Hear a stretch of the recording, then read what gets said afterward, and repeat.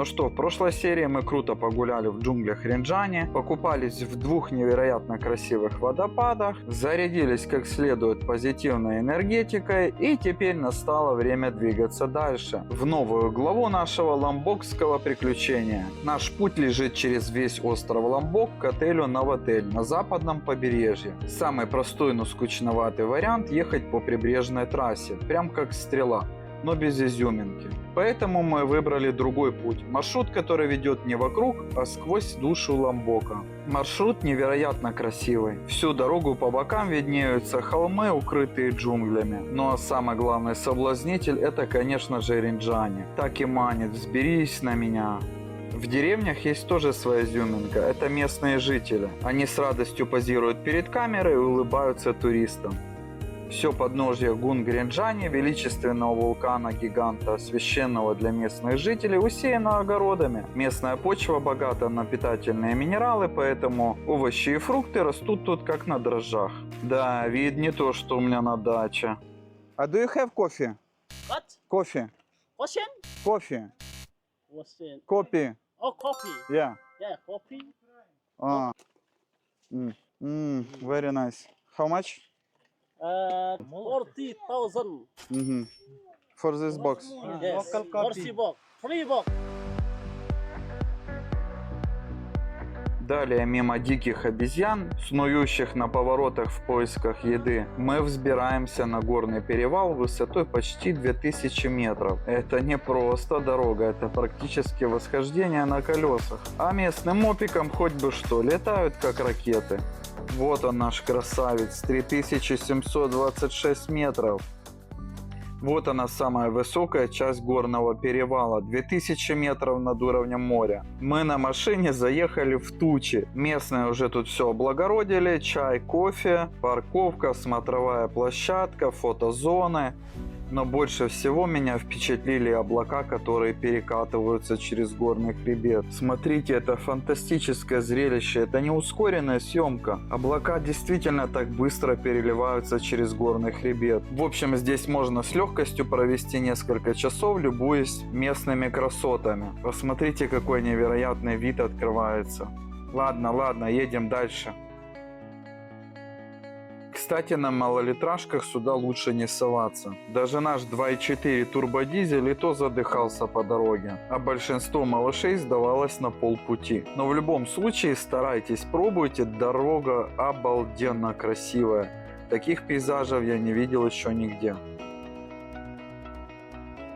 Мы проехали еще несколько часов через лабиринты местных деревушек. За окном мелькают однотипные дома, флаги на бамбуковых палках. Но в целом это одноэтажная, максимум двухразношерстная застройка. Для подзарядки наших батареек мы остановились в местной деревушке на кофеек. Мы спокойно заказали себе кофе, и тут произошло неожиданное. В дворе кофейни забежала толпа местных школьниц. И судя по ажиотажу вокруг нас, туристы здесь крайне редкие гости. В общем, все это выглядело мило и забавно. Мы пофоткались, поулыбались друг другу, попытались пообщаться на английском, но все закончилось улыбками. Детям пора в школу, а нам пора выдвигаться в путь. Вообще мне эта часть Ломбока очень понравилась, здесь так многолюдно, на улицах жизнь здесь прямо кипит. Гуляет скот по дороге. Дальше в какой-то из деревень мы попали на торжественное свадебное шествие.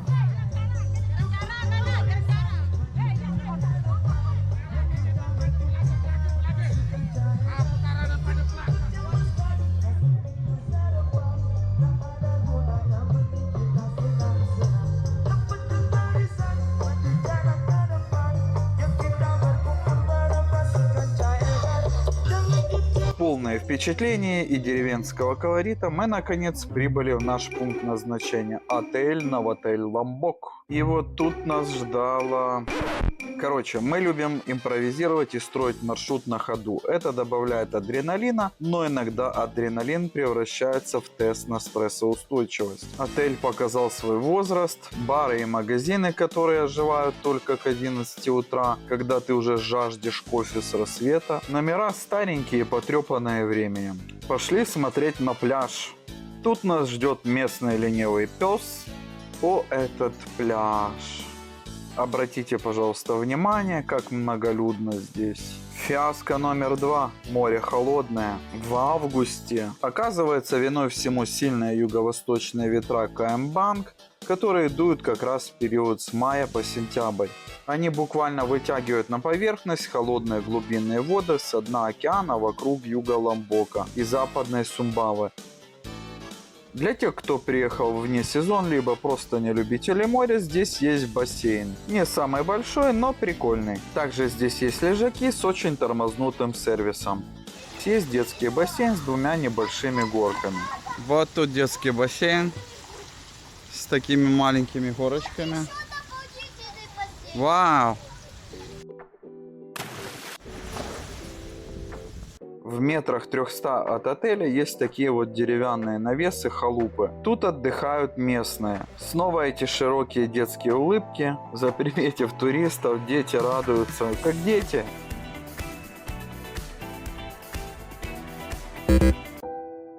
Но есть и вторая сторона этой медали. Это детский труд. Здесь он процветает на широкую ногу. Притом, пока дети работают, родители сидят под теми самыми навесами. В общем, выглядит это все печально и довольно-таки удручающе.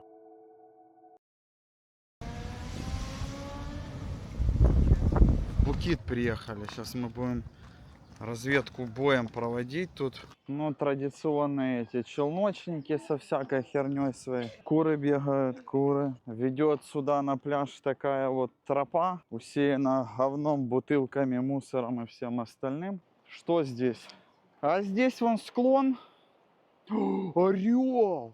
Хераси, орел! А, ну это фотки делают. Приманивает. Смотри какой. Ну хорошо получается. Холм на какой-то мы поднимаемся. Люди там сидят, но и мы пойдем посидим. И вау, вот это масштаб! Мы совсем не ожидали такого размаха. Весь южный Ломбок как на ладони. А вон там вдалеке Букит Сегер и маленькие острова Гили. Внизу обрыва на пляже лежат огромные и черные, как уголь, каменные глыбы, о которые разбиваются морские волны. Вы посмотрите, какие здесь красивые волны. Вид открывается шикарный, по крайней мере, на вот эту сторону. Там такие огромные эти океанические волны. Блин, просто шикарно. Оно так фигачит там об камни. Короче, дорога на МРС, этот пляж, она такая не очень, скажем, здесь сделана. Ну вот обрыв такой, по ступенькам, по склонам спускаешься. Лучше, конечно, это все выполнять в кроссовках, а не в сандалях, да?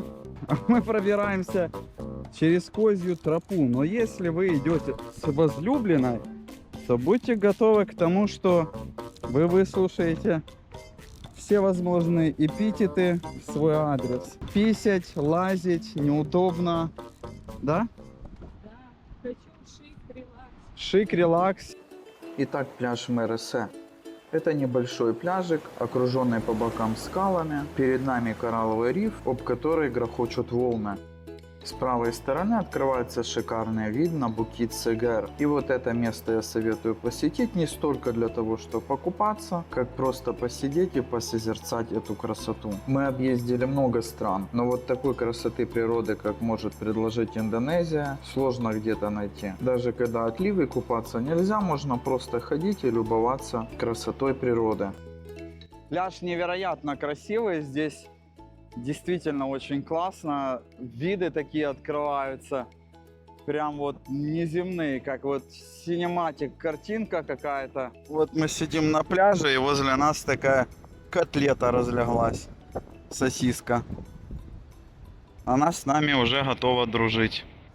С утра мы приехали на пляж Танжунг-Анг. Мы тут решили провести первую половину дня. Все-таки пляж здесь поприятнее, чем в новотеле. Когда долго отдыхаешь, раздражают вот эти тетяхи, которые торгашки, они просто уже аж до тошноты они подходят и стоят над тобой, стоят и стоят. Купи, купи, Саронг, купи херню какую-то. Вчера у малой спиздили таким образом шлепки, короче, их понабегало человек 6. Вот этот цыганский табор, короче, и в итоге минус шлепки. Ну, хер с ними, с теми шлепками, но, конечно, за шмотками нужно следить. Это все говорят. Нужно аккуратно, особенно сумки. Шлепки то такое, а вот сумки, короче, у людей то денежки пропадают, то еще что-то. Поэтому надо с этим быть аккуратным. Вон они уже причапали и уже готовы работать на всю. Итак, пляж Танджунг Аанг. Он расположен недалеко от Букит Мересе. Этот пляж условно можно разделить на 3 зоны. Ну и 4-я это точка для серфинга. Пошли смотреть, чем они отличаются. Итак, зона номер 1, ближе к Букит Мересе. Максимально не развита, минимальные волны. Лучше всего подходят для любителей тишины и семейного отдыха. Здесь есть лежаки и еда за умеренную плату. Зона номер 2, центр пляжа. Здесь больше лежаков, появляются бары, музыка и все сопутствующие развлечения, но не на широкую ногу. Это уютный пляж. Море здесь все так же пригодное для купания, пологий спуск, однако волны уже более ощутимы. Песок на этом пляже это миллиарды зерен вулканического кварца, смешанных с коралловой крошкой. С открытием гоночной трассы Мандалика были очень оптимистические прогнозы, что Ломбок превратится в новый Бали. И вроде бы все как бы располагало к успеху. Однако турист сюда массово не поехал. Но может быть это и хорошо. Ну что, переходим к 3-й части. А 3-я часть это о серфинге. Здесь есть 2 серфинг-зоны. Для новичков и для профи. Добраться к ним можно также 2 способами. Плавь. Это гребсти около 15 минут против течения. Либо за $1,5 взять лодочное такси. Здесь также есть бары и рестораны и прокат серфов.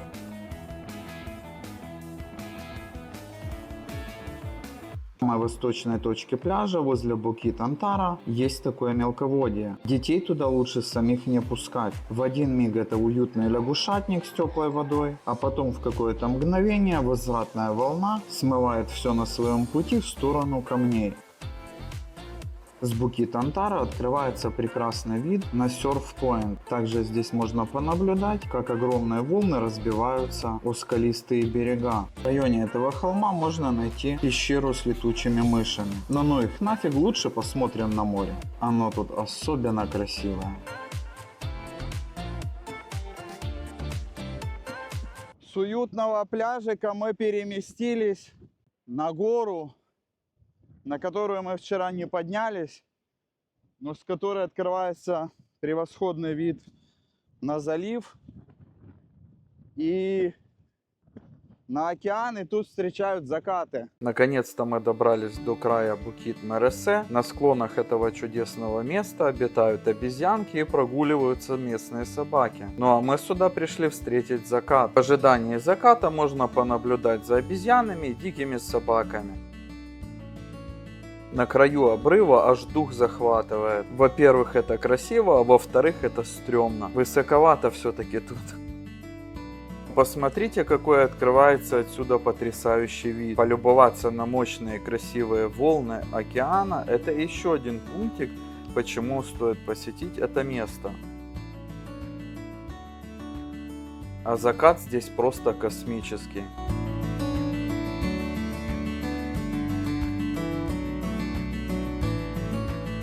На этом наше пребывание на острове Ломбок подошло к концу, и мы отправляемся в порт Ломбока, где корабль увезет нас на остров Бали.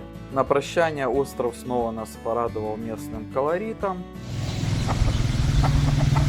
Мы дропнули машину и ждем корабль. Oh my goodness!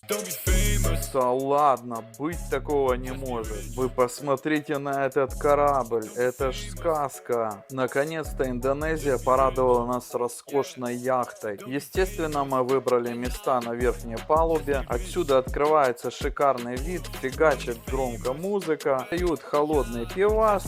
В общем, все, что нужно для веселой жизни. Параллельно с этим у нас еще красивый закат. Мимо пролетают одинокие зеленые острова. А в следующей серии мы прибудем на Керамас Бич. пляж с черным песком. Не переключайтесь, ставьте лайки, подписывайтесь. До скорой встречи.